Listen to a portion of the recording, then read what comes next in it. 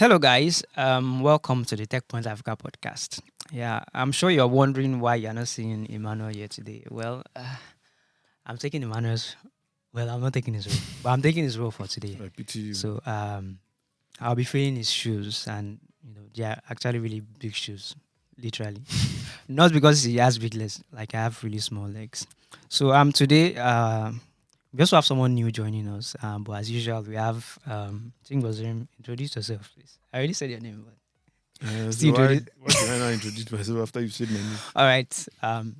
Let me allow the other person to introduce themselves. Hi. My name is Samuel. What else am I supposed to say? Anything. My Where role, do you live? State of origin. interesting. My address, my Yes. ATM pin. Genotype. Yeah, my name is Please. Samuel. I do marketing stuffs Okay. here at Techpoint. Are you glad to be here? Are you happy to be Yeah, here? it's exciting. I've always observed from behind the scenes, so it's nice to be in front. Yes, it's also nice to be, to be where Emmanuel usually sits, but now I'm realizing how difficult the job is. It's it's not as easy as big ups to Emmanuel. It makes it look very easy. But yeah.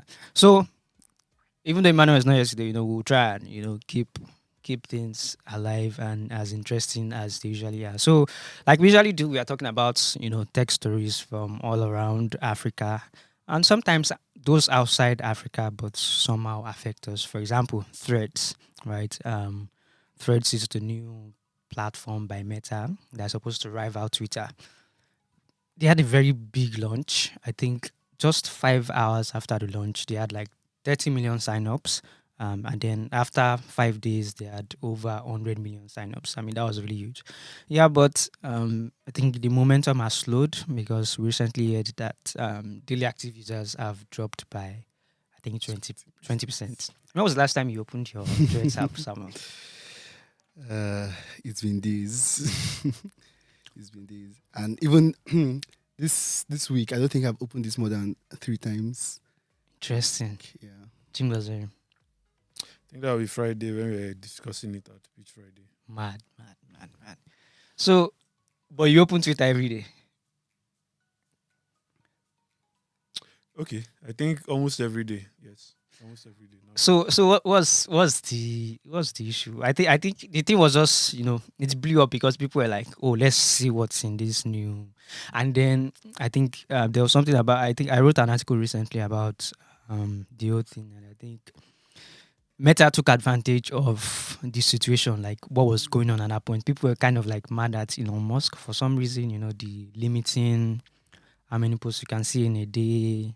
Um, so many other things that people were mad about. And do you really think, threads can, take users away from Twitter? Is that something you think can happen? Based on how you use threads, how you use both threads and Twitter. Can they take something take users away from Twitter? So by the way, we had this discussion on Friday, Beach Friday. And personally, I don't use a lot of social media platforms. So, except you're giving me something entirely different, I don't use a lot. So, for example, I probably opened my first Twitter account around maybe 2012, 2013. Wow, that's a long time ago. But I did not actively start using Twitter until 2019. I opened in 2019. I started using actively in, I think, 2021. Exactly. So spent like 10 years when I barely ever used, like maybe 2 times in a month, just go check. So some people say it's a learning curve, but I've discovered that I personally can't handle more than one social media platform properly. So even Instagram. So I have an Instagram account that I barely use. Maybe there are some people that I know that's the place they post a lot, so I just go there, I check. So except there are maybe similar cases where there's a reason why I'm going to Threads. Like I'm not following you on. Okay, so for some people, if you really want to follow them, you have to go to Facebook. Twitter is not it for them. So if that's the case, possibly. But Taking me away from Twitter now Yeah. will be really hard. I mean, same here. I like the Twitter bans, even though it gives me a headache. The violence, everything. Sometimes you just be on there for some time and It's just already familiar. So why yeah, exactly. So it will take threads some time to, and they are not just competing with Twitter; they are competing with everybody because you need for people to actually stay on your platform. You need to you are driving them from TikTok that like gets an average of, it keeps people for like 1 hour, right? So well, I'm wishing Meta all the best, wishing Zuckerberg all the best, and yeah. So let's go to what we have to talk about today. The first is, we are talking about Zuckerberg's rival Elon Musk. Yes, he has taken Starlink to Kenya. Hallelujah! Thank God for that. Yeah. Who got Starlink first in Africa? I think it was Nigeria. I think so. Yeah, Nigeria got it. I mean, it's not a competition, but It is in a way. We need every win we can take right now. all right, yeah. So, but now Starlink is in Kenya. But the interesting thing about the story is, at this time when Starlink is now in Kenya, it's actually now as competition in Kenya, right? Safaricom is also launching something similar, and then it's launching it. Interestingly, it's not launching it in conjunction with Starlink's rival, like direct competitor in the US. The name is 1 second. Like I said, Emmanuel's work is hard. But AST Space Mobile. exactly. Thank you very much.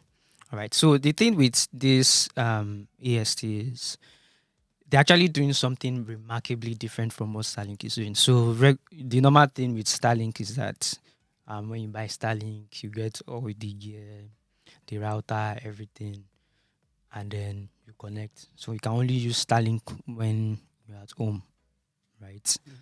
But what AST is doing is they found a way for mobile phones to use satellite internet.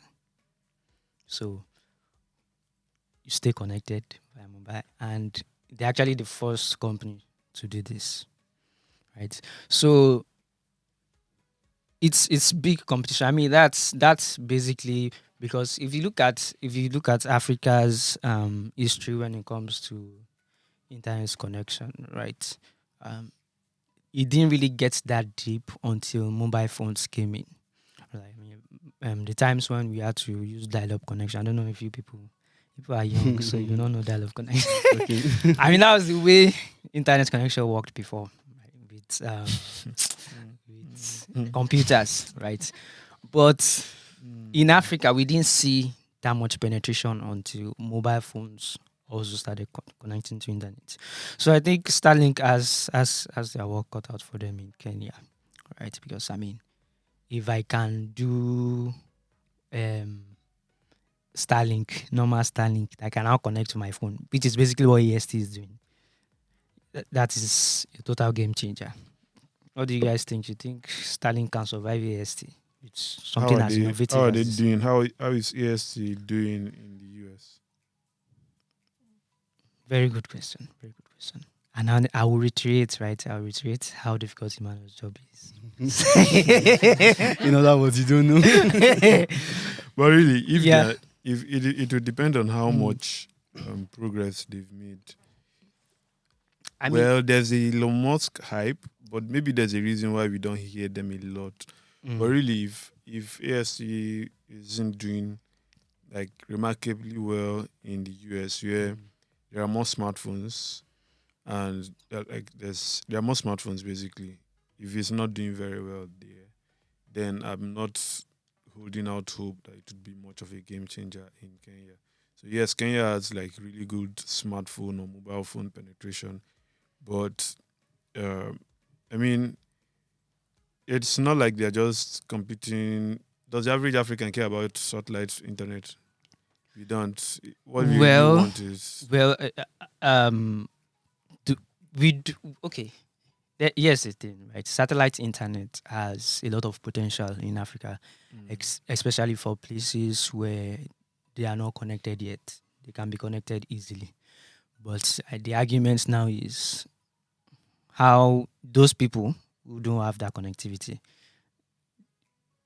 the thing is they can't afford Starlink, right? So But Starlink has the potential to connect them, right? Because those places where MTN, Airtel, Glo cannot reach, Starlink can be there.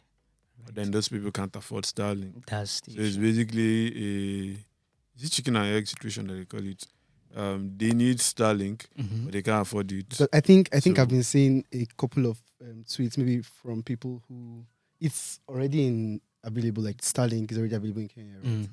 Mm. I think from some people who have already gotten to use it. use it, and it's very similar to what happened like in the early days when it launched in Nigeria, and obviously the people who could afford it will rush to get Yeah. it, thinking it would replace the MTN and the likes, and then all the reviews that were coming back were that okay, it's your regular network may actually even perform better, and like you said, it is more beneficial to in regions where Where there's no exactly where connectivity, there's no connectivity, but then you now have this problem where these people they can't cannot even afford it. afford those services. Yeah, so I mean, it's that's a very interesting thing that you brought up. I remember when Starlink first got to Nigeria, and we saw the reviews where people were saying, yeah, it's fast, things like that. But I think it was Fisayo that said it was not good for uploading because it was really slow. So his MTN 5G was actually better, right? You get to some places. I think I've been to places in Lagos where I'm getting up to over 100 megabytes per second speed. And Starlink, I think Starlink in Nigeria right now, it won't give you more than 250, I think. It won't give you more than that. So, but some of the people I spoke to, they actually prefer it over the normal mobile network that we have now. Are people who live in, like, I know a guy, you saw this tech bro that just likes to stay in all these secluded places and like do their work. So he says it's good for him because where he is, the network isn't that good. So Starlink is like awesome for him. So this, I think that it's probably going to be a key selling point for AST, right? AST Space Mobile. That's the company Safaricom is working with to provide satellite internet. So it's going to be a huge selling point for them if I can afford, if they can make it affordable enough. That's because you can already use it with your mobile phone, right? That eliminates the cost of getting a lot of things Starlink wants to give you. Starlink wants to give you the dish, they want to give you the router, all those things. So definitely cost is coming down, right? So Okay, will this one not necessarily need all those setups before you can? I mean, it's connecting directly to my mobile phone, Okay. so may not need all the setup, Okay. right? So I Well, mean, Safaricom is also a telco, and they're also yes. a telco. So Mhm. they already have the experience of operating in Kenya, and I believe if they're going to be doing this, they have a plan already for getting as many users as possible. So, while cost would be an issue, it would. I mean, they probably have a plan, so we would see how it goes. Yeah. Okay. So Yes. I'm actually seeing that Okay. from the article that Victoria wrote. Mm. I think it would actually still have the router and the dish Okay. and all of Okay. that. But the use case I'm seeing, since I mean it's already established um who this product is beneficial to, right? So it may be a situation where maybe in a community, I don't know how many devices one of those things should be able to connect, but like maybe in those communities, maybe like a school Yeah. or a hospital or something like that, they can collectively set up one of these devices that is able to connect the whole place, as opposed to individual users just trying to set it up for True. their personal True. use. So I think that's a use case that makes more sense. Yeah, definitely. And just on a final note, beyond speed, connectivity, and things like that. I mean, a lot of people have said Starlink, they don't even have like really a dedicated customer service, right? So I think competition is necessary for all those things to start falling into place. So I mean, if they start seeing competition, maybe They improve it. yeah, We'll maybe they will see how it improve. goes. Yeah, yeah, maybe. All right. Yeah. So enough about Elon Musk, Starlink, and internet. Let's move to the next thing we are on this podcast to talk about. And Tim Gazrim will be doing us the honors of talking about. Why are you laughing? All right. So Tim Gazrim will be talking to us about Uber and Bolt's recording feature. So um, we've had cases of people being harassed by their drivers or drivers being harassed by their riders, and I think these ride hailing companies have in a bid to like keep both drivers and riders safe, they've introduced what they call a recording feature. And yeah, Tim Gazim, how does it work? What does it mean for me now?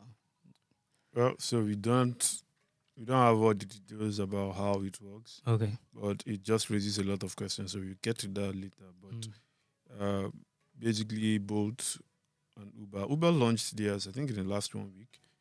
If you update your app right now, either your Bolt or Uber app, you would see an audio recording. Like there's something like, would I call it an ad? But Or there's a like prompt. a prompt or a notification that okay, we've got audio recording now. So you would see the same thing on both Uber and Bolt. And the idea behind it is, like you mentioned, to reduce safety or to reduce incidents where riders or drivers get hurt during trips. Mhm. So for Bolt, we are told that it can only be turned on during trips. So after trips, you can't have the audio recording feature. Mm. But for Uber, it's not yet very clear whether it's going to be turned on only during trips or after trips, or whether I can leave. You need it after a trip. Will it be necessary? Yeah, so maybe for the driver, a driver can leave it on throughout his trip. But I mean, assuming that's a provision, but we are not yet very clear on whether that's the case. So you can always check on your Uber or Bolt app for that. Mm. Yes, that's in So will this really solve, like, will it really protect people? people. Well, Like, that's the big question. Will it? So it's more of a preventive or it's more of a preventive solution. So what you're looking to do with this is people complain, and sometimes it's your word against the driver's word, mm. and there's only so much you can do in that case when it's two people trading words. So now you have like evidence. So if I make a claim, Mm. because we've seen cases where a driver is accused of harassing a client, and the driver comes out to say, "No, I didn't harass you. You were the one who harassed me, or you were the one who was being disrespectful, and I responded." We've seen a lot of cases like that, and had drivers share their experiences. And in a case where it's your word against my word, it's just messy. Because Okay. if I'm the one who is having to mediate, I'll just leave the two of you to fight, because it doesn't make any sense for me to Yeah. try to decipher who's telling me the truth, who's lying, who has more incentive to lie, and all of that. So So now we have a recording. now we have a feature that at the very least does that. But it also throws up a lot of other questions. So we've had cases where safety issues were reported, or users claim to have reported safety issues or concerns to Uber or Bolt. But when that happened, nothing was done. Right? Nothing at all was done. Some of them were directed to go to the police. In cases where it was either a robbery or a rape, we've had them being told to go to the police that this is a matter that they cannot handle.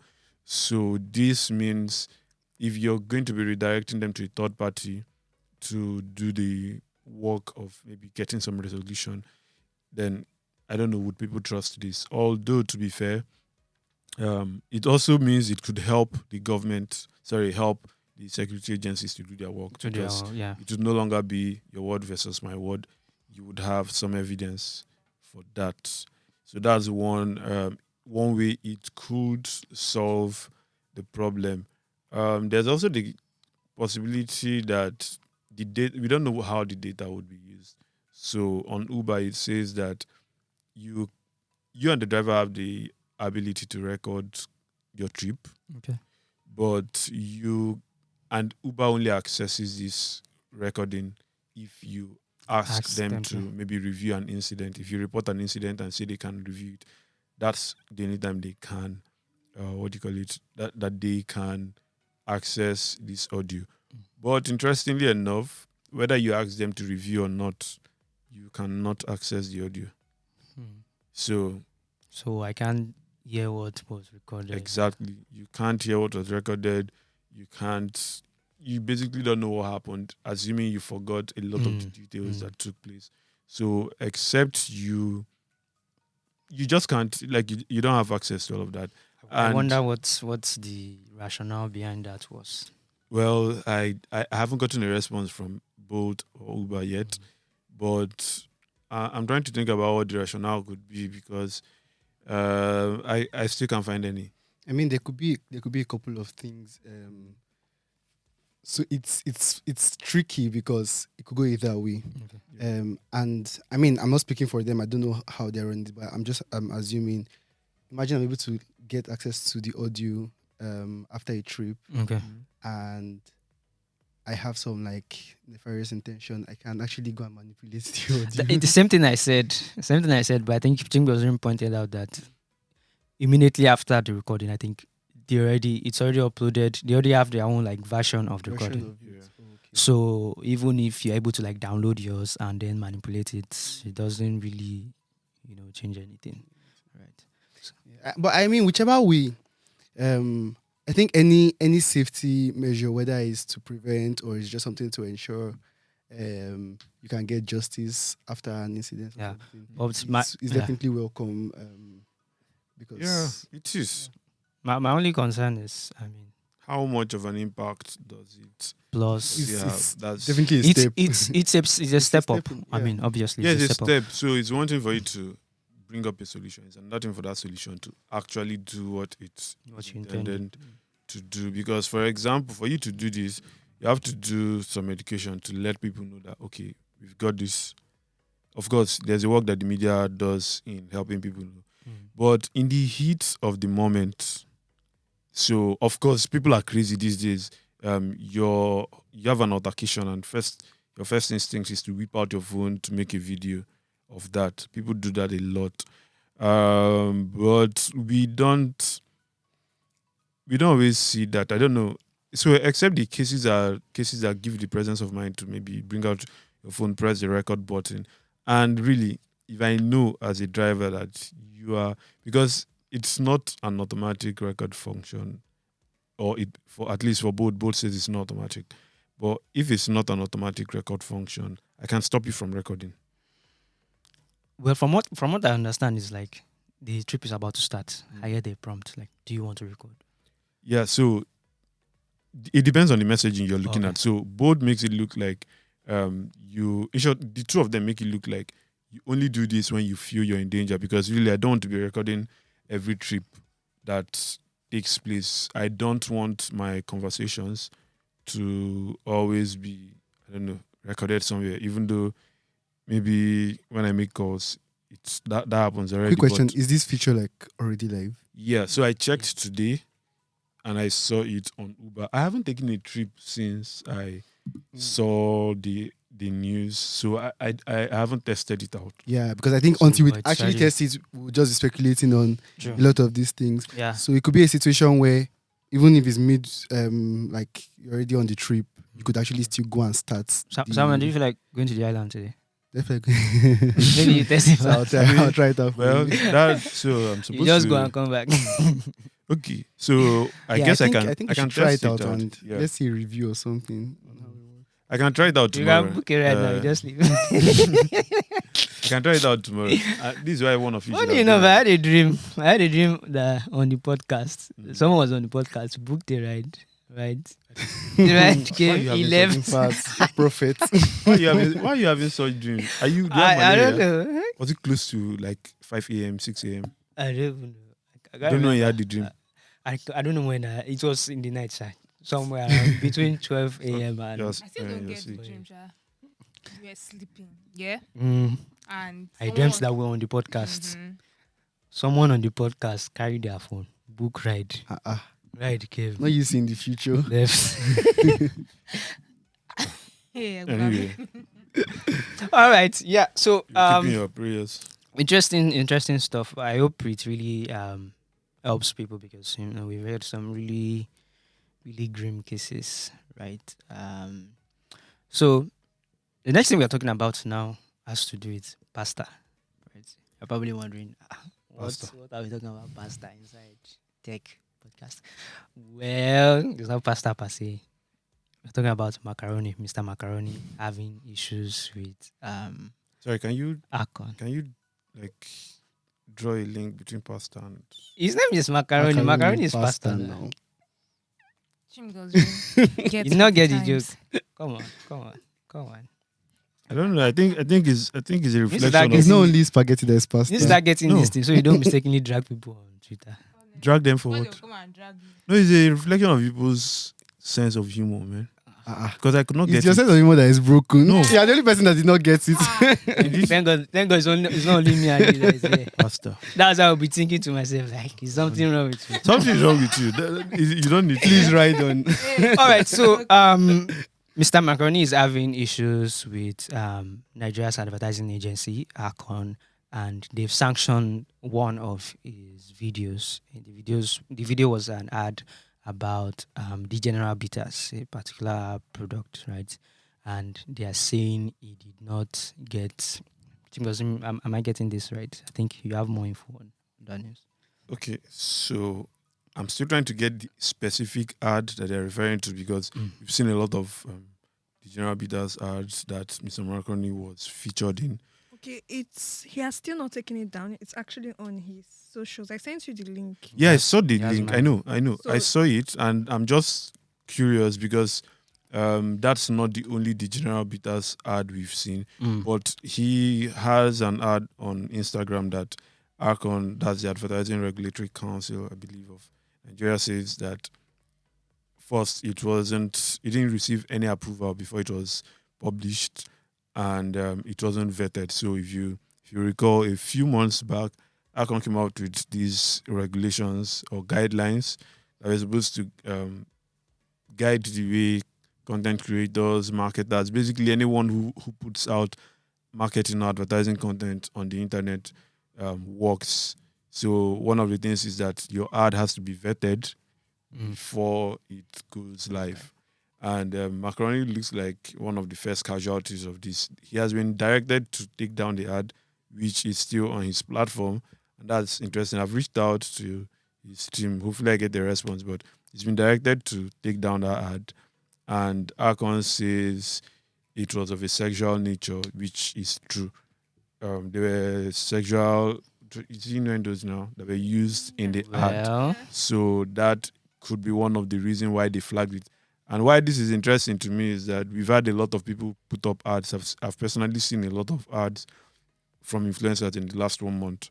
So what was it about this ad that made them ask that it be taken down? So one reason could be the sexual nature of the ad, but it could also be the kind of product that was being advertised. So the General Bitters is supposed. Well, the idea the ad gives off is that this is like a sexual performance enhancer, and it's even though it's sexual performance enhancer, it also has to do with your health. So True. it could be that ARCON wants ads like this to be vetted. But if you remember, Sorry, but I just want to chip in that that's not the only bitters that's been advertised online. yes, Picking advertises Odogo bitters almost every day on Instagram, and her ads have not been flagged. well, yes, there's that. Like I said, a lot of people have run ads on social media in the last 2 to 3 months since ARCON came out with their guidelines, and we've not gotten a public notice as well. So we do not know whether they are getting notices in the background or something, but this is the only one we are seeing that was on social media. So it's not yet clear what has happened because they issued the response towards the end of last week, and so far we haven't gotten. The ad hasn't been taken down. We haven't seen any rejoinder. I mean, to be fair, when I checked I checked ARCON's Twitter, the page is bare. They just have posts there's a lot of gap. So it doesn't look like something they use a lot. They don't necessarily have a website. I don't know how they're operating shop, but they don't really have a website. So it could be the reason why we haven't been seeing a Probably. lot of this. But They probably need funding. yeah, someone was also saying that this So- could be So part of the reason is because recently ARCON, they just recently became ARCON. They were APCON, and there's a lot of history behind the reason behind them being sort of dormant. So the Nigerian advertising space has not really had a lot of regulations in terms of the body that's supposed to regulate doesn't have that much power to actually regulate some of these advertisements that are being put on the internet and all of that. They had for people that were actually members of their body. So if you were part of APCON, that was their former name, they could actually regulate you and all of that. So you had to have a license, you have to be approved by the body and all of that. I mean, But now with the whole online and all of that, I think they even had at some point someone sued them. I can't remember the name of the case. Someone sued them and they were told that once you're not a member of APCON, they can't do anything against you. So that's what everybody was holding on to until recently they had the new upgraded. law, and now they have. So that's the Regulatory thing. We don't even know if they actually have that power because we've not seen the law, because they refuse to put the law online. But that's a story for another day. But there's a lot There's of this back act they throw history. around, Chow. Like, Yes. they throw around one act. Yes, they throw it around, but we've never actually seen it. There's probably a physical copy if you go to a court or something, but Hmm. A law for digital So, content that is Samuel, available. you had the social media. Yeah. What does this does it really make sense to like start vetting the people's like start vetting ads? Does it make sense? Is it possible? Like how many ads even go out? Like how many videos, all these skits that are ads go out like on a daily basis? I How many think does my- ARCON that their website is not even complete yet want to vet? Do you get my initial reaction? I mean, this whole stuff started. It was not like December of 2022. That was when we Yeah. started hearing a lot of things about.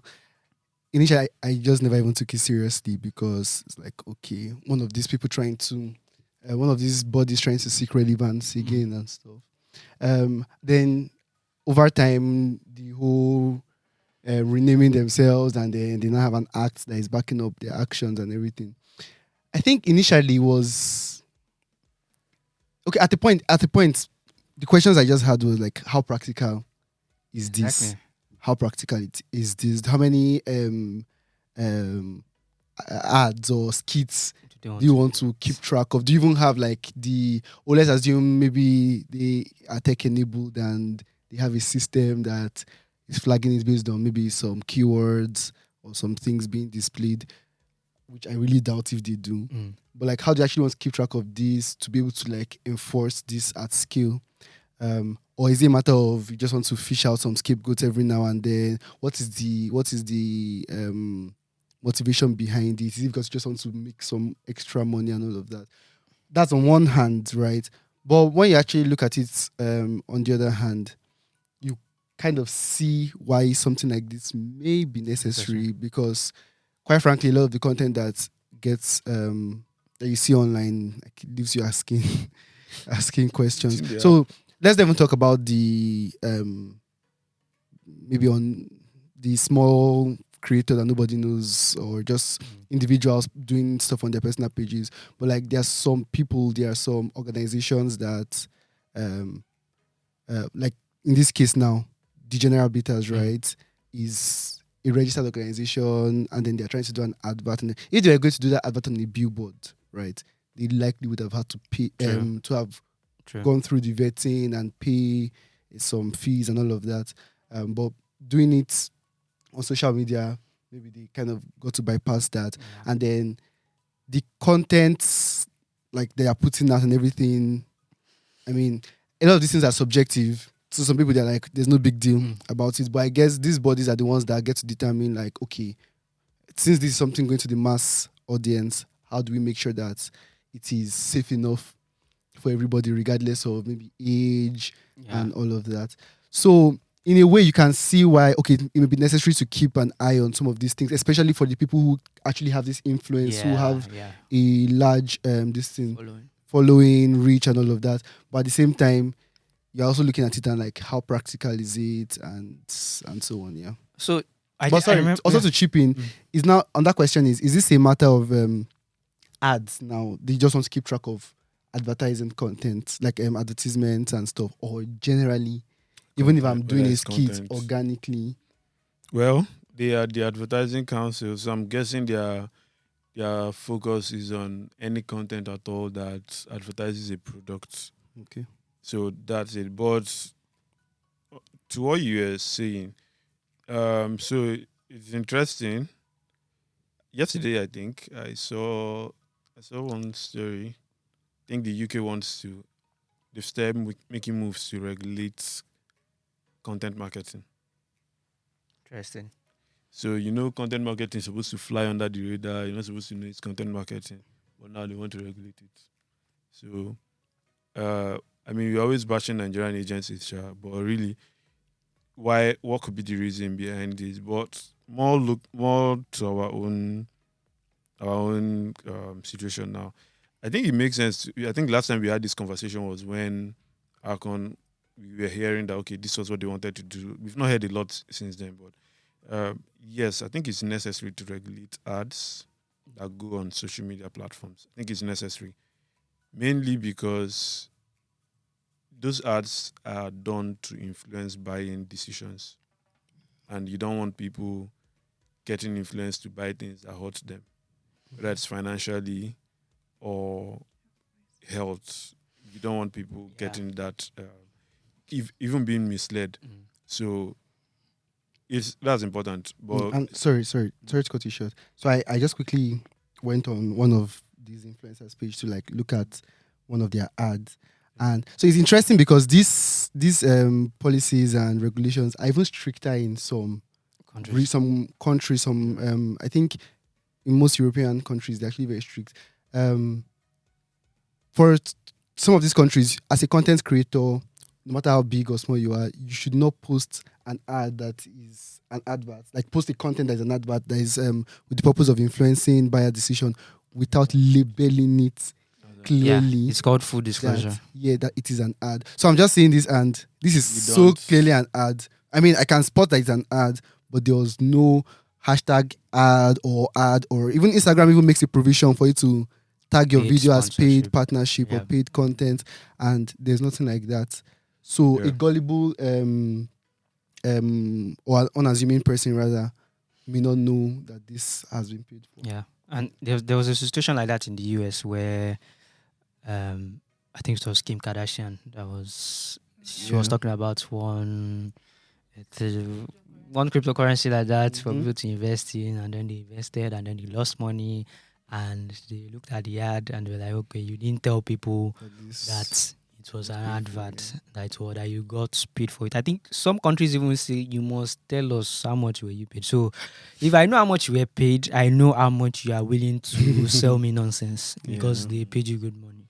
I imagine and she was paid $1 million for the imagine with things like health related stuff for everybody's selling one organic tea or the other, even finance slimming. I don't know if you guys have been. So it's been a thing on TikTok lately. With this, I don't know if I should mention the name of the brand.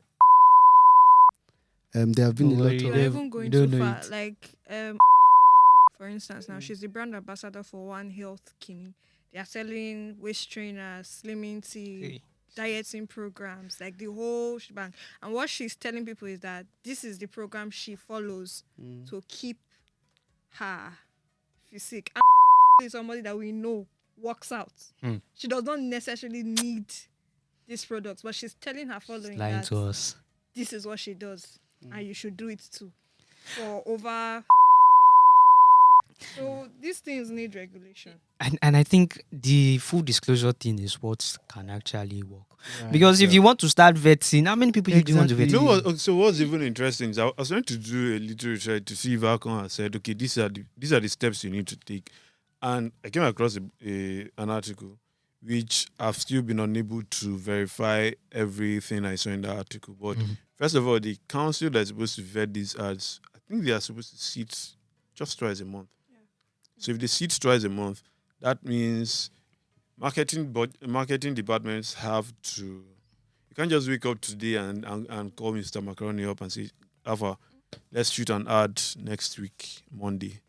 Because you don't know if it's going to take another 2 weeks before they sit to determine. Because now it won't make any sense for me to go pay you, I don't know, maybe ₦1 million for an ad, and then when I've paid you, I now get to hear that the ad has been banned or something, or that it wasn't approved. So it sits twice a month. You have to get approval and a license for you to run an ad. Like the whole list of requirements. Of course, you have to pay for all of this, but the whole list of requirements that you have to meet if you're going to have any ad. And I'm just wondering what it means for content creators. Yeah, and their finances. No, I don't think it would affect their finances. The money I saw there is something. I mean, here they are charging 800K, 1 million, 500K, 400K. But will it not reduce what they are capable of doing? I mean, if they have to wait, so that may be a cost that the advertiser will be. You'll be yes. No, I'm even saying if advertisers know that if I come to Mr. Macaroni today, I know that my ad is not going out within the next 2 weeks, right? Instead of a situation where if I go to Mr. Macaroni today, I get my ad in the next 3 days, right? Will you not? That means Mr. Macaroni cannot do. If Mr. Macaroni was doing 20 yards in a month, you probably have to cut it down. So you not reduce what Mr. Macaroni would have made monthly. There's a possibility that happens, but we could also have a situation where the marketing departments who contact them for these jobs now have to work in advance. So you want an ad to go out in August, and you start from start January. from June. Start making your plans from June. It's not always very practical, but I think a lot of work has to be done on both ends from both parties, Definitely. right? So on the end of ARCON, there needs to be like clarity on how exactly they operate, what exactly they want, how they want people to, and they also have to structure whatever they are doing to fit realities, like these things you've brought up. And then on the end of the advertisers and also the content creators, there needs to be some level of responsibility and transparency. Yes.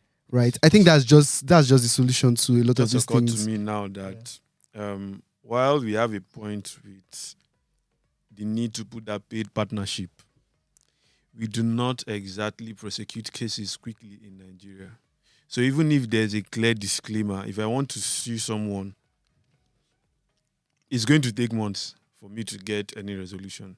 So it just makes sense for you to stop or nip it in the bud. I think, like Samuel said, responsibility from the person doing the ads and ARCON finding a better system to do these things.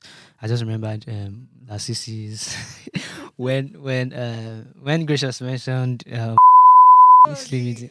I just remember the skit he posted where he was like kind of making fun of those people that do those videos where they tell you about the waist trainers and everything. And he said, you have to prepare. If you want to do this thing, you have to first prepare your tissue because you will cry. It's really scary because with like some of this skincare, you see a lot of people coming out and then they're literally showing you how their skin got damaged over time ever since using that product. And these are products that some content creators have advertised as, this is what made me. I mean that. Just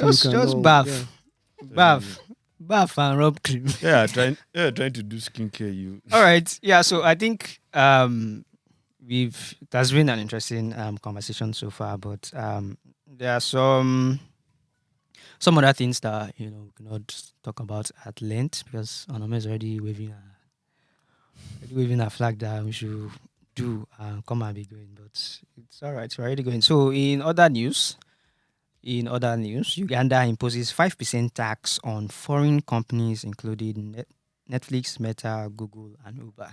Right. Ethiopia has also ended their 5-month social media ban. Wow, that's long. And yeah, Jumia staff in Kenya was able to steal $150,000, thankfully. Oh, Say thankfully. thankfully. Well, I mean, we shall thank God that they found the person and the money. So thank you so much if you've listened or watched us all the way to this point. You're an OG. You're a real G. Thank you so much for that. And I hope I did, a pretty good job, with Emmanuel's, hosting this podcast. Thank you, gracious. I hope I did a pretty good job hosting this podcast. And if Emmanuel asks you, say I did well, even if you think I did not. Put in the comment section that I did fantastic. Right? Yes. Please. All right. So that's all we have for you. Thank you so much to all our subscribers, to our listeners, to people that make comments.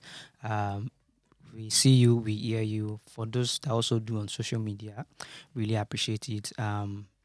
Remember to like, comment, share with your friends, your families, your enemies, everybody. Right? That's one let is them very see. important. Yes, very, very important. Suffocate them with our podcast. If you just like to listen and you don't really have time to watch, you can always find us on all your podcast platforms. You can find us on Google Podcast, Apple Podcast, Spotify, Heart Radio, or any other podcast platform. So thank you to my guests for making this job easy for me. Yeah. You're welcome. No thanks to Jimbo. Oh.